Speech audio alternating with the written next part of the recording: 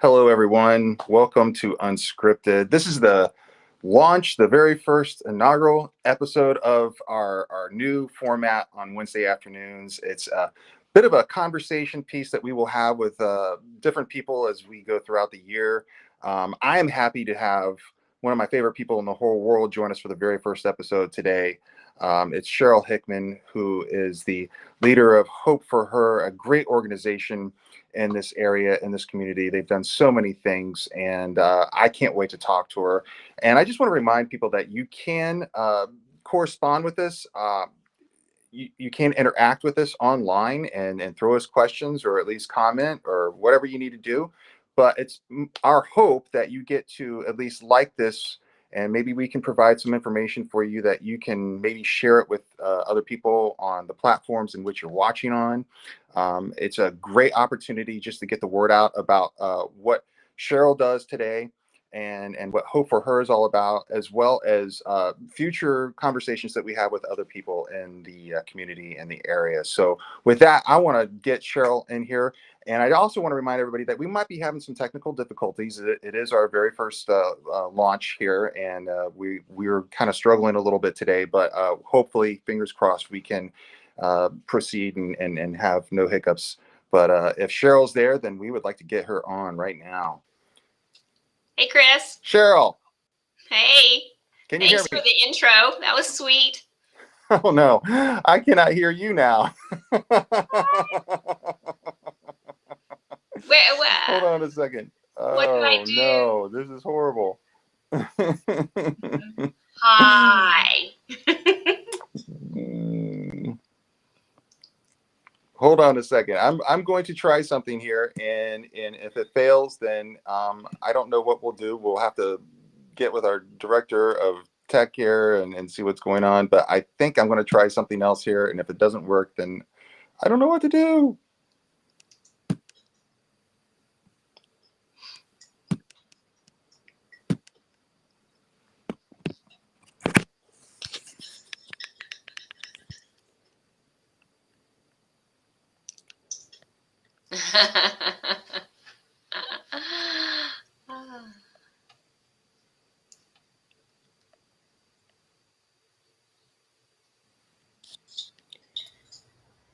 All right, Cheryl, can you hear me? I can hear you, Jackie. And All right. Well, hi. Hear Chris. While Chris figures that out, I will talk to you. How about that? We will start. New Hope says they can hear. Was that you saying you can hear both of us? That's Mandy. So Mandy is on our.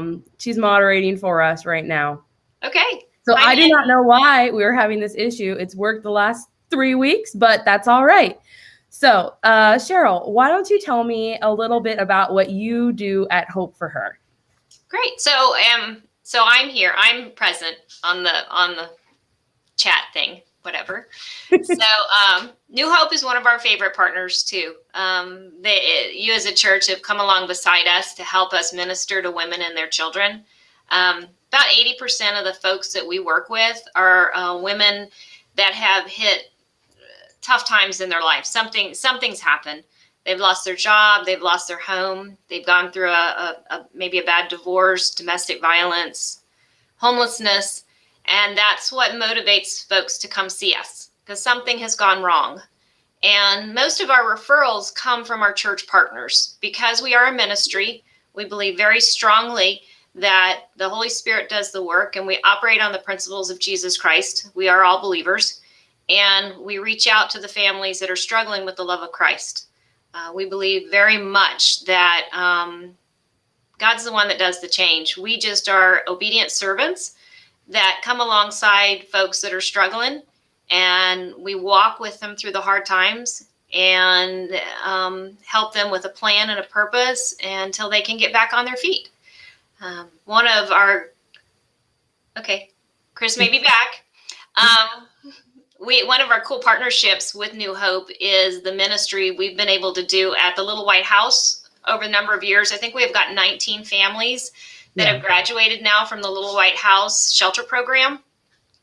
That's amazing. Yeah, it is. It's astounding. The women who have been through there with their children talk about feeling the presence of the Lord there, that they feel safe, that they feel secure, that it's peaceful, it's quiet, and they actually have time to get restored and healed. Everyone who's come into the Little White House has come in with such a sense of homelessness and brokenness, and they need lots of different types of help, everything from counseling to a new job to childcare to legal, across the board. Their situations are very complex. And so our partnership with New Hope has been amazing because we've allowed women to have that safe place and safe time to heal, and then work through the process of getting back on their feet again. It's just, I want to make sure you guys know how much we're grateful for that. That's been an amazing ministry. This last year through COVID, we had 2 moms in there with their little children, and both moms have graduated into their own homes with new jobs, with, new furniture, with the whole thing, starting a new life again. And it's been just a great success.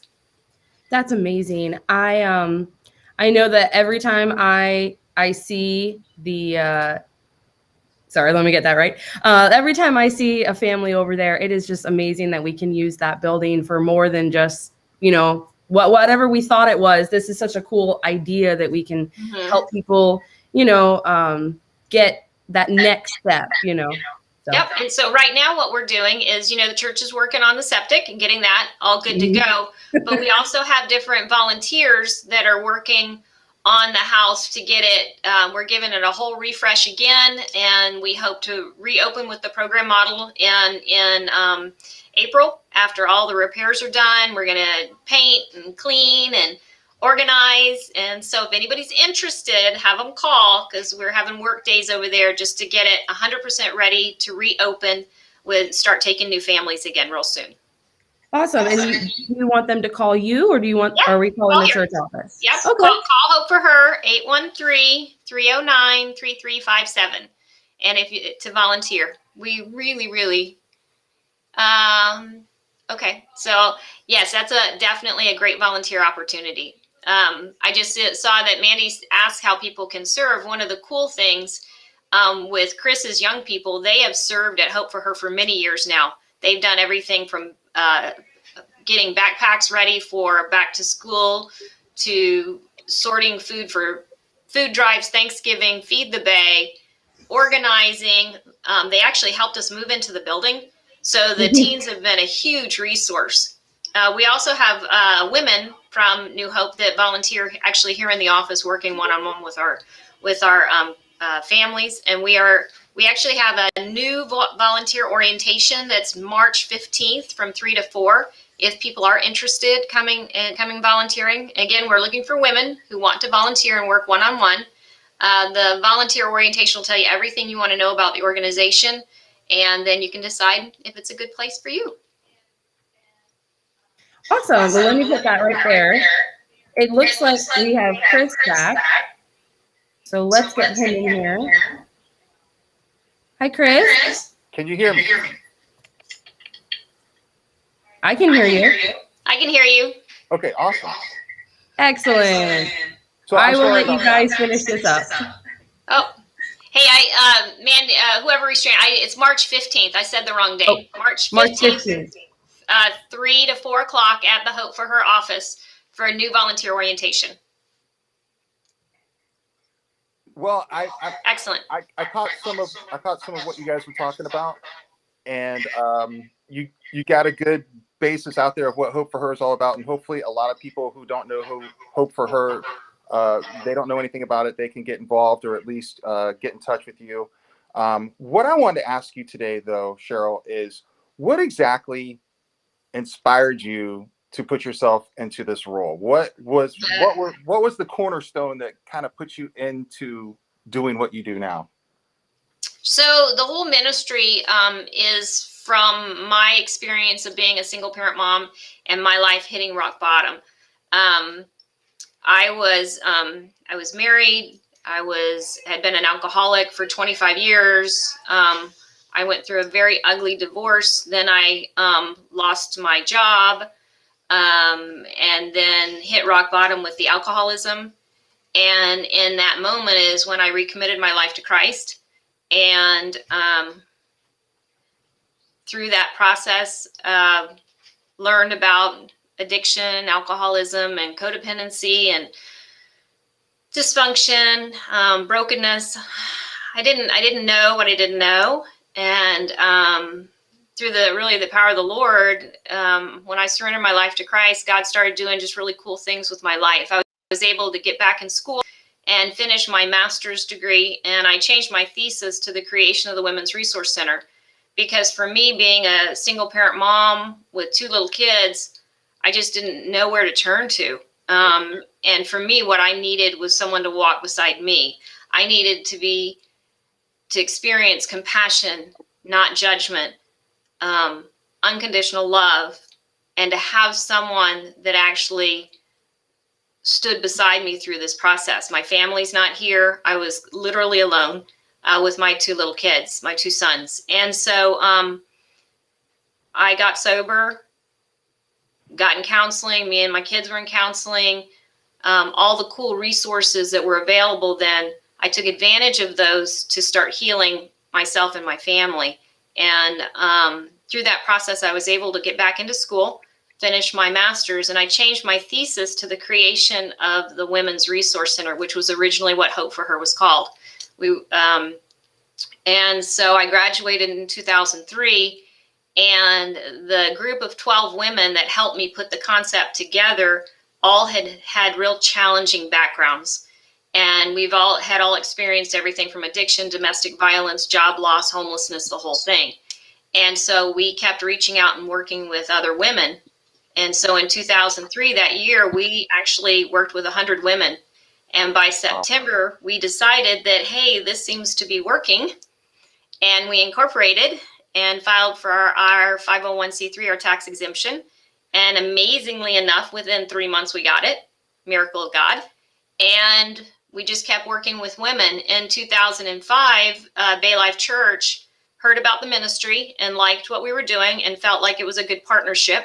They invited us onto their campus and gave us an in-kind donation of a building to work out of, which we worked out of that building for the last 15 years.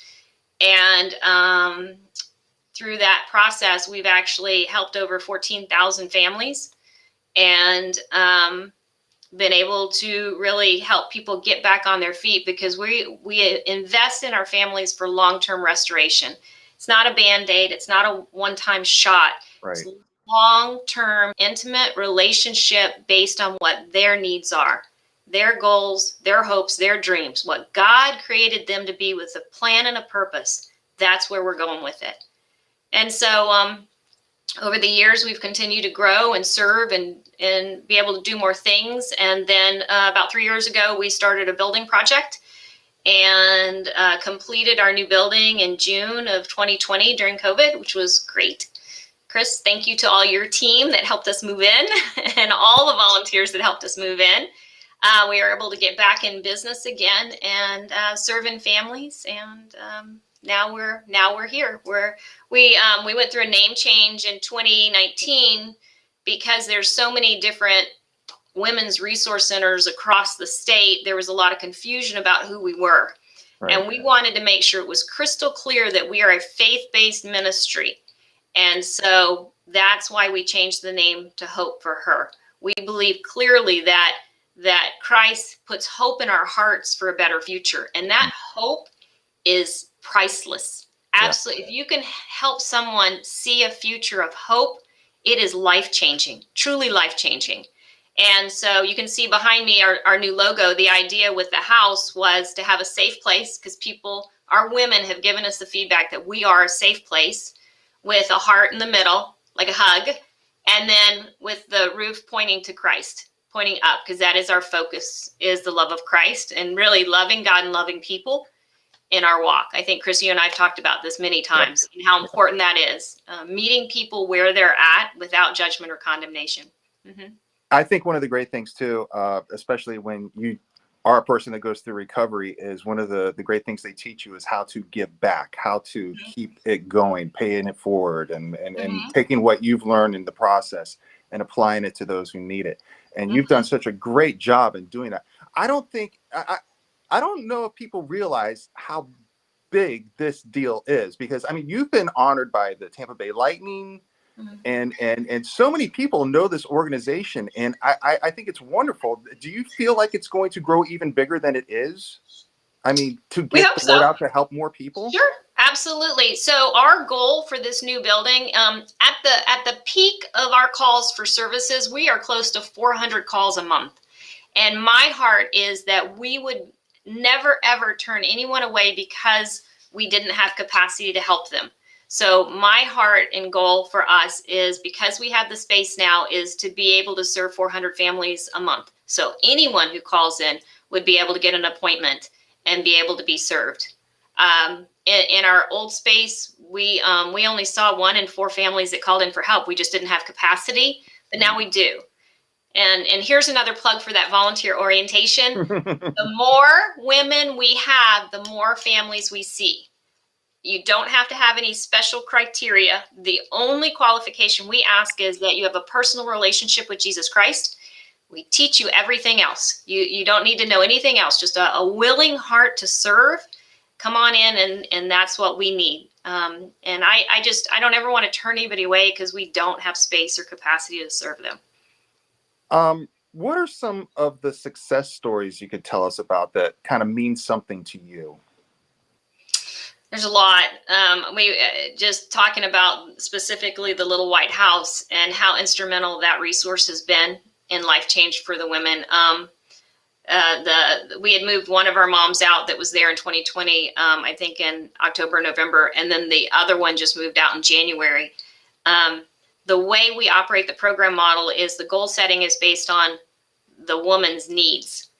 We don't say 30 days and you're out. We don't believe in that. Everybody's situation is different. In this particular situation, the mom was going through a really bad divorce and just a lot of complications.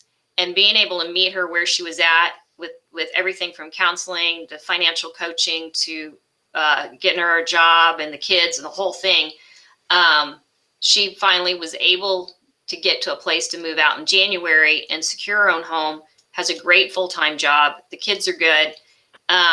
It's just a holistic model. The whole person had to be healed. The family needed to be healed, and that takes time. And I think she's a really great example of how it works, how that process works. Mm-hmm. Do you feel like the awareness that Hope for Her creates, it's giving more of a consciousness of how single families, single mothers, I should say, are dealing with what they have to deal with in today's culture? I mean, we're so sort of our mindset is in the idea that there's that family nucleus, or there could be that family nucleus, or it just seems like an old traditional standby in our head. But I feel like one of the things the Hope for Her does is it creates awareness that it's not like that everywhere, and there's help and need in a lot more places than we're thinking of. Yeah. So I think a lot of people may not realize the vulnerability and the extra stress that's been on single parent moms over this last year with COVID. Trying to juggle children, some children in school, some children e-learning. We've got a number of moms. So we literally changed how we set up our facility because so many of our moms are e-learning with their kids and their kids are with them 24/7. And so we had to restructure the building to accommodate that, knowing that moms and kids were working with the whole family. And then what happens if someone gets sick and kids are home? It's just been extraordinarily complicated. And this is a vulnerable population anyway. And so we've seen so many of our moms lose their jobs. We're now seeing the other side of that, from losing our jobs to not being able to pay rent to now losing our place to live, and trying to backfill that. There have been great resources in the county over the last couple months, and we're adding to that to help people stay in their homes with rental assistance, utility assistance, whatever it is they need. But this population has been extraordinarily hit hard because there wasn't a lot of safety net there for them. Does that answer your question, Chris? Do you know what I'm saying? It's just Yeah, I believe so. I mean, I just feel when I start talking to somebody and I tell them about you and I tell them about Hope for Her, some people are just like, wow, I had no idea something like that existed. I know so many women that are in need.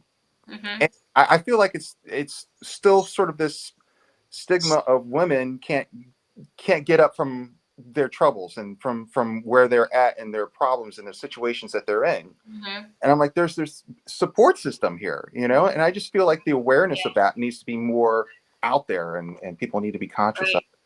Right. So, and that's a good point, Chris. We actually don't advertise.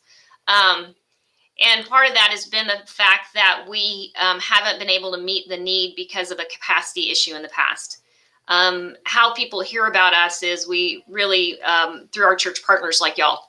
And that's where the majority of our referrals come from, is from the body of Christ. The body of Christ does that part, the spiritual part, the life group, the small group, that part. it. And then we get to do the practical side.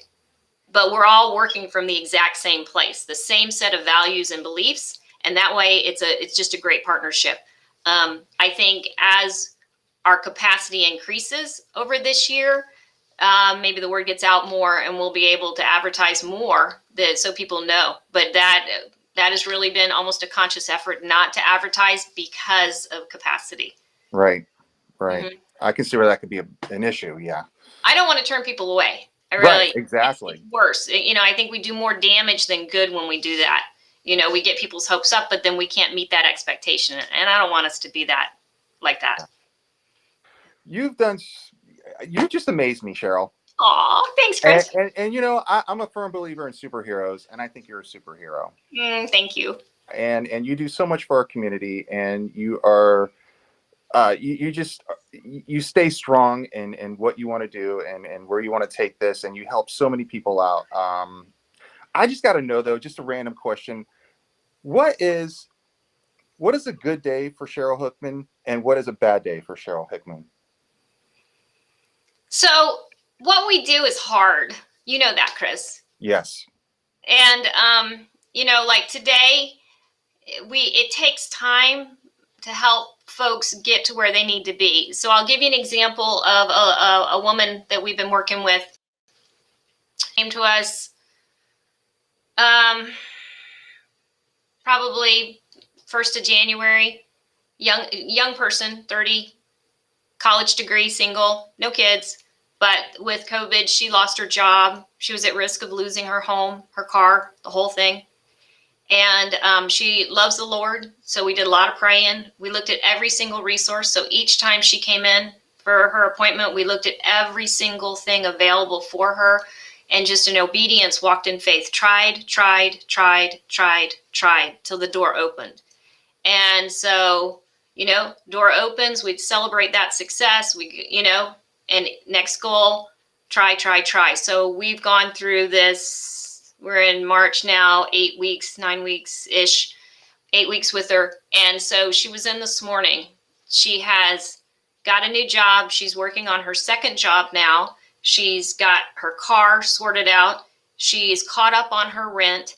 And now she's talking about she's going to go through credit repair with one of our partners, Salida's House, great partner. And she's going to, her goal is to buy her own home.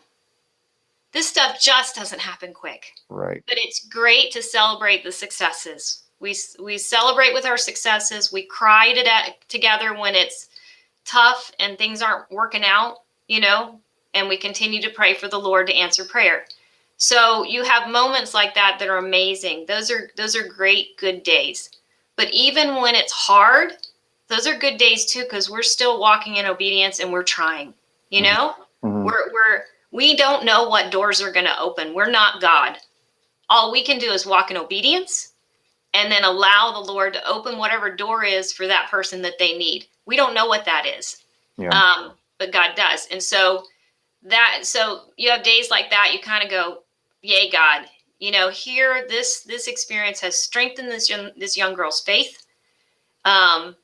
She gives all the glory to the Lord, but it's being in that when the doors aren't open and when the doors are opened.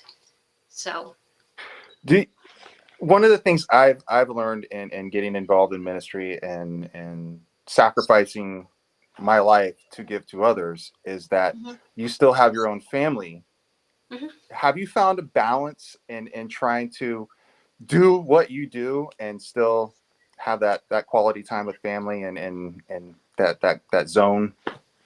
Yeah, yeah. My boys got raised in the ministry, Hmm.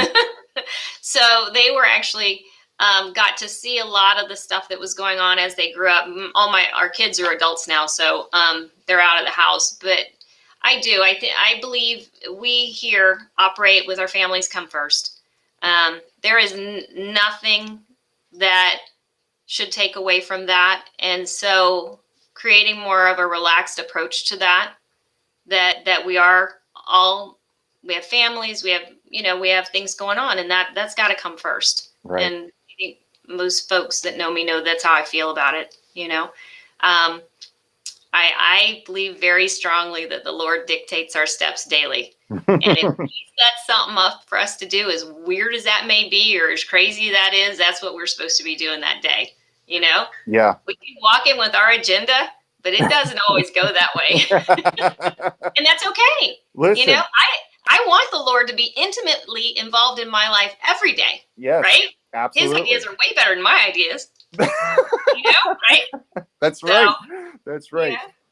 Yeah. And one of the things I've been I've been sort of this past year has been unpredictable, of course. Mm-hmm. And I feel like that is something we should just take and apply it to what God is calling us to do, because God is unpredictable. So why shouldn't we be unpredictable too? Right? Absolutely. I agree. It makes the days way more fun. It really does. And it gives you that sort of, it makes you listen a little bit closer to God too. Yes. The prompting of the Holy Spirit. That's right. Have you ever in your life had that moment where you just felt like, no, God, I can't do that right now. I'm not ready. But it was just that huge nudge that pushed you forward? Yes. I just told somebody the story the other day. So the first 2 years of the ministry, I actually worked full time, and I did this on the side as a volunteer. Right. Mm-hmm. And I worked for a software company, believe it or not. I don't know that people believe that now, because I'm not tech at all. But I actually worked for a software company, and we had a grant that was supposed to come to Women's Resource Center at the time. And that grant would have allowed me to quit my full-time job at the software company and come over here and work. And so, I'm a very practical person. I waited till that Friday, did my 2-week notice, and then I was going to start with Women's Resource Center on Monday. And Monday came and the grant didn't show up. 3 months passed and the grant didn't show up. Now, I have already quit my job. And it was a very stressful time. And so I went to the board at the time and I said, we got to make a decision. Either I have to get paid or I have to go back to my job. And our board of directors stepped in and they said, nope, we're going forward with this. We're going to raise the money. We're going to pay you a salary and we're going forward. And that was in 2005. And it's been a real blessing because, we hold on to things, right?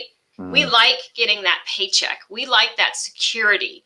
But when God says no, we're walking in faith completely, like to pay the mortgage, to pay the light bill, to do everything. We ask that of our ladies that come here every day. Trust God. Mm-hmm. And I feel like by experiencing those moments where God said, nope, no safety net. I'm it. I'm absolutely it. And you're going to trust me. That has helped me model that behavior to other people, because I get it, man. I get it, where you don't know where that's coming from. You do not know when the light bill is going to be paid or the mortgage or whatever. But Chris, that was probably the most specific moment in my life where God said, nope, it's just you and me. Right. And because I probably wouldn't have quit my full-time job because I love that security. But our security is not in the paycheck. It's in God. And he wants us all to know that. He wants to have that intimacy with us where he knows the desires of our hearts. He knows our basic needs, whatever they are. And he knows our dreams too. And so that moment in time was just the switch I needed in my heart to go, yep, this is where God wants me to go with my life. sometimes it takes the scariest moment Mm-hmm. where you realize there is no safety net, that our trust goes with God. It takes that. Yep. Looking over the edge, there's nothing there. Woo. Jump. Jump. Exactly. When I was in, and so during that time, I had to go. I was in all kind of addiction counseling and stuff like that. And as a former addict, I get it, right? We're very self-willed. We want to control everything, manipulate everything, right? We're holding on, right, with our fist all the time. And I had a counselor tell me something that was so powerful. It's when you open your hand and you let go, and truly let go, let God. You let go and let God handle things. That's where the freedom is, and that's where the growing is. And for me, that really helped. It's a liberation, isn't it? It really Yeah. is. Cheryl, thank you so much for joining us today. Hey, thank you, Chris. This is fun. I love it. I've never done this before, so. Well, this is our first Oh, time, fun. so I want to apologize for the technical difficulties. Jackie No stepped problem. in and at least got the ball rolling, and I appreciate that. I want to remind everybody too, especially with New Hope that are watching this, that our mission focus is Hope for Her this month. So I hope people get involved. We're like collecting food for you, aren't we? Yes, you are. The last weekend of the month. I think it's the 27th. Yeah. 28th. Good.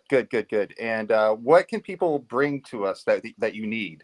Sure. Okay, great question. So what we have is we considered a cupboard. We want women to cook food for their families. So we also use things like flour, sugar, cooking oil, salt, pepper, baking soda, baking mix. Think cooking. If I'm going to cook a meal, what kind of things would I need in my cupboard to make a good meal for my family? And so that's the direction we want people to think in terms of. Awesome. Well, I want to thank you. And Thanks, I want to thank you for what you do, who you are, how God has blessed our community with you. And I'm just completely overwhelmed with pride for you. Thank you, Chris. Thank you for inviting me today. I appreciate it. And thank you to New Hope for all y'all's support. Y'all are just an amazing partner that helps us do the ministry that we're passionate about. It really means a lot to us. Well, anytime. We just think your organization is absolutely wonderful and it does great things. And if we can do anything to help out, we always are available to do that. So thank you, Chris. Thank you, Cheryl. Have a wonderful day. And thank you, everybody, for joining us. We will see you next week at 12 o'clock. Hopefully, we will not have as many technical issues. We will work those out. Don't forget that this month we are helping out Hope for Her. And the 27th, yes, we will have donation stations, I guess we'll call them, out on the courtyard area, because actually on the 27th, Passion Student Ministries is going to be having a family movie night, and that is to kind of help us raise money for our mission trips and summer camps this year. More information is going to come out about that, but it's a great time for you and the family to come out, watch a film. There'll be a bake sale and basket auction, but we will also have stations there set up that you can come and donate those goods to Hope for Her and help Hope for Her out. Once again, thank you to Cheryl. It was she's a great woman. And if you need any information, contact them. And if you wouldn't mind just sharing this video whenever you see it, if you're seeing it now, I'm sure they'll repost it again and just share it with more people, because the word needs to get out about how great Hope for Her is and how wonderful Cheryl Hickman is. And hopefully we will see you next Wednesday, 12 noon, and we will have a special guest for you then as well. Thank you for joining us on Unscripted. Have a wonderful day and God bless.